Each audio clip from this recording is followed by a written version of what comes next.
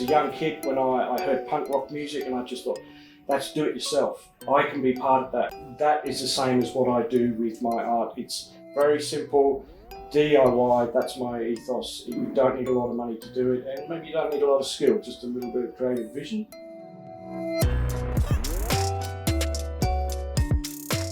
Welcome to a digital introduction of the Shrine of Remembrance's special exhibition Between Two Worlds.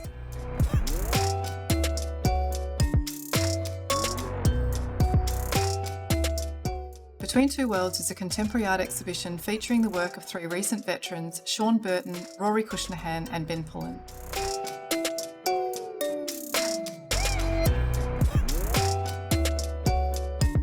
Through their art, Sean, Rory and Ben explore issues of identity, trauma, dedication, sacrifice, selflessness, resilience and commemoration.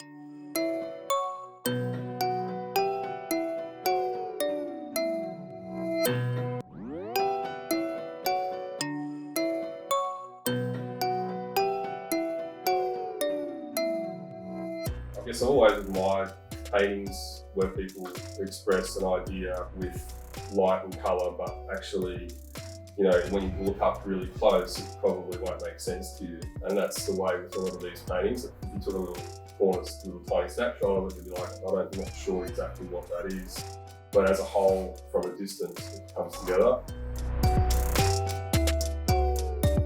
The colours and the palette are very much familiar to me as a soldier because of memories of crawling through mud with machine guns and things like that, and being dripping wet and muddy and dirty and stuff. And to me, it's almost like the memory of exactly the stuff that a lot of soldiers would be familiar with.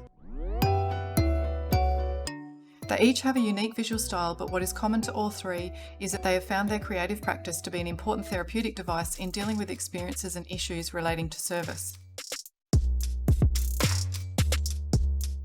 The notion of resilience is a uniting theme across the exhibition, and this is not just evident in what's depicted in the artwork.